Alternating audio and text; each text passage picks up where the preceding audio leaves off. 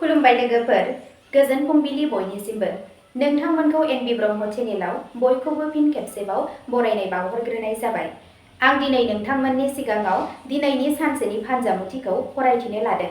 आसा खालामो नोंथांमोनहा फानजामुथिखौ खोनासंनानै मोजां मोनगोन।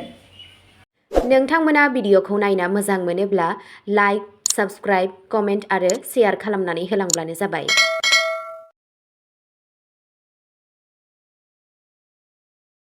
दिनै 28 जुलाइ 2026 मायथाइ एबा 11 सावन दान 1433 मायथाइ मंगलबार। गिबियावनो दङ मेष राशि। दिनै बे मंगलबारनि सोमोनांथाव सान ओंखारनाया नोंथांनि जिउआव मोनसे गोदान फोथायथि आरो सोमोनांथाव गोहो लाबोगोन। इसोर हनुमाननि अननायजों नोंथांनि गेजेराव गोहोनि ओरैबायदि बोहैनाय फैगोन जाय गोब्राब हाबाखौबो गोरलैयैनो खालामगोन। मावख'आव नोंथांनि आखा-फाखा आरो गोख्रों थिरांथाफोरखौ सामलाय थाखोआ बाख्नायगोन। फालांगिनि बिथिङाव बादायलायनाया बांगोन, नाथाय नोंथाङा नोंथांनि रुजुजायै सोलोफोरनि गोहोजों बादायारिफोरखौ फेजेनगोन। रांखान्थियारि बिथिङाव गोदान रां थिसननायनि सानस्रिया गोसोआव फैनो हागौ, जाय गोलाव समनि मुलाम्फा होगोन। बेलासि समाव नखरनि सुबुंफोरजों मोनसे दाबि खालामनाय आयदानि सायाव सावरायगोन। नोंथांनि दिनैनि खाफालगोनां दिगा जादों सानजा, खाफालगोनां अनजिमाया जादों 9 आरो खाफालगोनां गाबआ जादों कमला गाब। वृषभ राशि। दिनैनि साना नोंथांनि राङारि हाबाफोरखौ दाफामफिननाय आरो गोजाम राङारि दर-दामफोरनिफ्राय गोबां मुलाम्फा मोन्नायनि सान जागोन। हाथायाव नोंथांनि रोंग'थि आरो सैथोथिनि गोहोजों नोंथाङा बबेबा मुंदांखा फसंथाननिफ्राय मोनसे गिदिर अर्डार एबा बाहागोदारि अफार मोननो हागोन। साख्रि मावनाय सुबुंफोरा मावख'नि राजखान्थिनिफ्राय गोजानाव थानांगौ आरो गावनि खामानिनि गुननि सायाव गोसो होनांगौ। नखरनि आबहावाया जोबोद गोजोन जागोन, जेराव उन्दै सोद्रोमाफोरजों सम हगारनाया नोंथांखौ गोसोआरि गोजोन होगोन। हाबा जानाय जिउआव गोख्रोंथि थागोन आरो नोंथाङा नोंथांनि जिउ लोगोरिनिफ्राय आबुं हेफाजाब मोनगोन। नोंथांनि दिनैनि खाफालगोनां दिगा जादों सा-सोनाब, खाफालगोनां अनजिमाया जादों 5 आरो खाफालगोनां गाबआ जादों जोंथि रुफा गाब। मिथुन राशि। दिनै नोंथांनि गोख्रों मेलेम आरो रायज्लायनायनि रोंग'थिया नोंथांखौ सुबुं जिउआव मोनसे गोदान सिनायथि होगोन। दिनै मार्केटिं, मेडिया, सुबुरुन आरो सुबुं फोनांजाब बिथिंजों सोमोन्दो थानाय सुबुंफोरनि थाखाय सनानि जाफुंसारनाय लाबोबाय।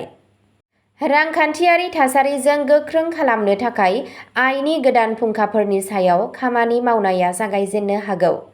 नोंसोर नोंथांनि गेजेरारि आरो बुजिनायजों नखरनि गोजाम दावराव-दावसिफोरखौ अरायनि थाखाय फोजोबगोन। सावस्रिया मोजांसिन जागोन। फुंनि प्राणायामआ नोंथांखौ गासै सानावनो फ्रेश लाखिगोन। मोनाबिलियाव मोजां मोनग्राफोरजों गोजोन लोगो हमलायनाय जागोन।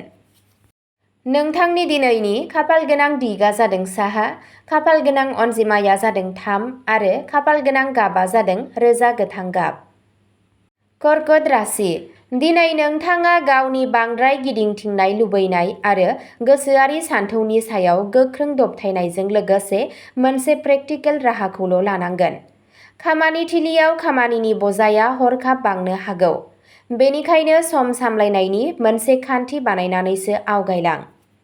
रांनि बेलायाव सोरबा सिनाय मोनै सुबुंनि सायाव बांद्राय सोनारनाया खहागोनां जानो हागौ।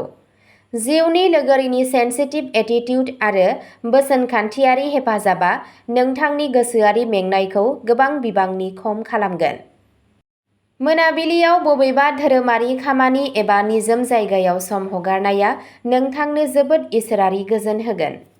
नोंथांनि दिनैनि खाफालगोनां दिगा जादों खोला-सानजा, खाफालगोनां अनजिमाया जादों 2 आरो खाफालगोनां गाबआ जादों गुफुर गाब। सिंह राशि। सिंह राशिनि सुबुंफोरनि थाखाय दिनैनि साना समाजाव बिसोरनि गोहोम, गोहो आरो मानखौ गोबां गुन बांहोनायनि सान जागोन। खुंथायारि खान्थि एबा राजखान्थिजों सोमोन्दो थानाय सुबुंफोरा मोनसे गिदिर बिबान मोननो हागौ, जाय बिथांमोननि इयुननि थाखाय मोनसे माइल खुन्थिया जागोन। फालांगिनि बिथिङाव दिनै नोंथांनि गोजाननि बिथांखिफोरा मोनसे गिदिर रांखान्थियारि जौगाथाय लाबोगोन। गथ'सा हान्जानिफ्राय मोजां मोनफुंनाया नखराव रंजानायनि आबहावा सोमजिहोगोन। सावस्रिया जोबोद मोजां जागोन आरो नोंथाङा सिं सिं गोहो मोनगोन। नोंथांनि दिनैनि खाफालगोनां दिगा जादों सानजा, खाफालगोनां अनजिमाया जादों 1 आरो खाफालगोनां गाबा जादों गोजों आकाहि गाब। कन्या राशि, दिनै नोंथांनि बिजिरलु नोजोरथि आरो खामानि मावनायनि सायाव सांग्रां नोजोरा नोंथांखौ मावख'आव मोनसे आलादा सिनायथि होगोन।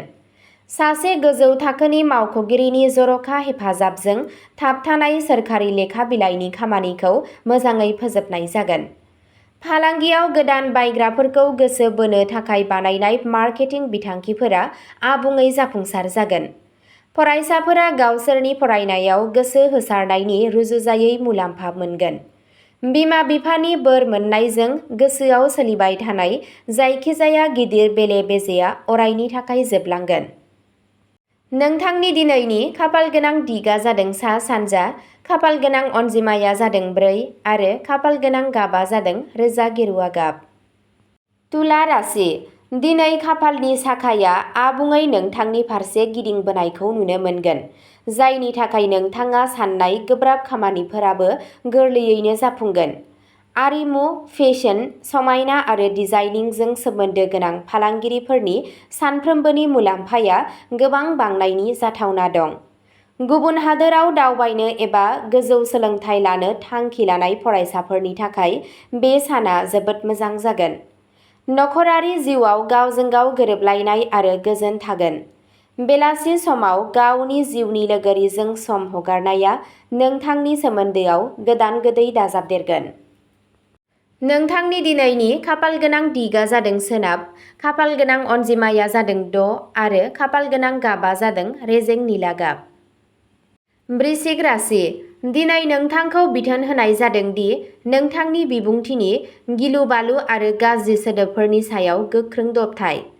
खामानि थिलियाव गुबुननि गावारि हाबाफोराव आखाय होनायनिफ्राय गोजानाव था आरो गावनि थि खालामनाय थांखिफोरखौ जाफुंहोनायाव गोसो हो।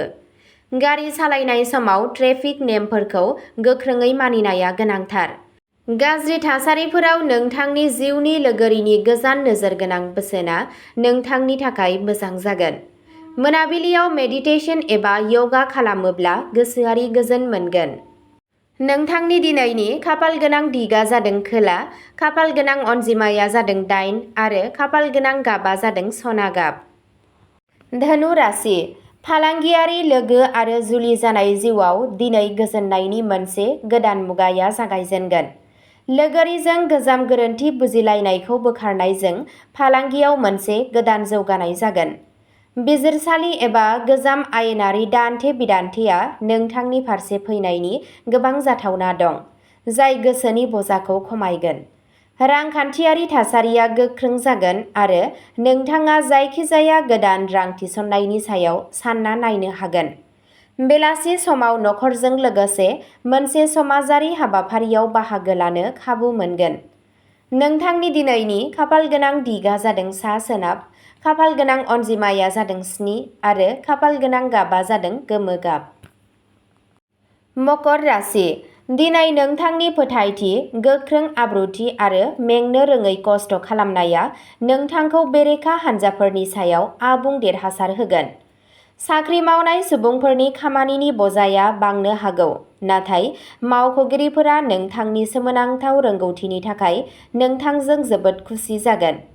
दिनै बेंकनि लन एबा जायखिजाया गोजाम बिबानजों सोमोन्दो थानाय खामानिखौ मोजाङै फोजोबनायनि नेरसोन दं। सावस्रिनि बेलायाव साना मोजां जागोन। जाग्रा आदाराव समखौ मोजाङै लाखि। नोंथांनि दिनैनि खाफालगोनां दिगा जादों खोला-सोनाब, खाफालगोनां अनजिमाया जादों 10 आरो खाफालगोनां गाबा जादों गुफुर गाब। कुम्भ राशि, दिनैनि साना सोलोंथायारि बिथिं, बिजिरसंनाय, आरिमु आरो टेकनिकेल आयदाफोरजों सोमोन्दो थानाय सुबुंफोरनि थाखाय गावसोरनि गुदि रोंग'थिखौ दिन्थिफुंनायनि सान। सिगां समफोराव खालामनाय शेयार एबा मिउचुएल फान्डफोराव रां थिसननाया दिनै सानस्लाबै राङारि मुलाम्फा मोननो हागौ। मोजां मोनज्लायनायनि जिउआव खाथि सोमोन्दोआ बांगोन आरो नोंथाङा गावनि लोगोरिजों गोसोखांथाव बुब्लिफोरखौ रानलायगोन। गथ'सानि फारसेनिफ्राय मोजां खौरां मोननायनि थाखाय साना गोजोनथाव जागोन। नोंथांनि दिनैनि खाफालगोनां दिगा जादों साहा, खाफालगोनां अनजिमाया जादों 11 आरो खाफालगोनां गाबा जादों कमला गाब। मीन राशि। दिनै नोंथांनि गुबै नोजोरा जागोन नखरारि लाहार-फाहारखौ फोसाबनाय आरो नखरनि सुख-सुबिदाफोरखौ बांहोनाय। हा सम्पति एबा गोदान गारि बायनाय आरो फान्नायजों सोमोन्दो गोनां मोनसे गोजाम डिलआ दिनै नोंथांनि फारसे जोबथा महर लानो हागौ। बिमानि दैदेननाय आरो अननायजों जिउनि जायखिजाया गेदेर मोगथाङारि गोनो-गोथोआ जोबलांगोन। मोनाबिलि समाव बबेबा धोरोमारि जायगायाव थांब्ला एबा गोसोआरि महरै ध्यान खालामोब्ला जोबोद गोजोन मोनगोन। नोंथांनि दिनैनि खाफालगोनां दिगा जादों खोला-सानजा, खाफालगोनां अनजिमाया जादों 12 आरो खाफालगोनां गाबा जादों जोंथि गेरुवा गाब। अब्ला दिनैनि फानजामुथि एबा राशि फरायथिनाया एसेनोसै। गोजोन्थों।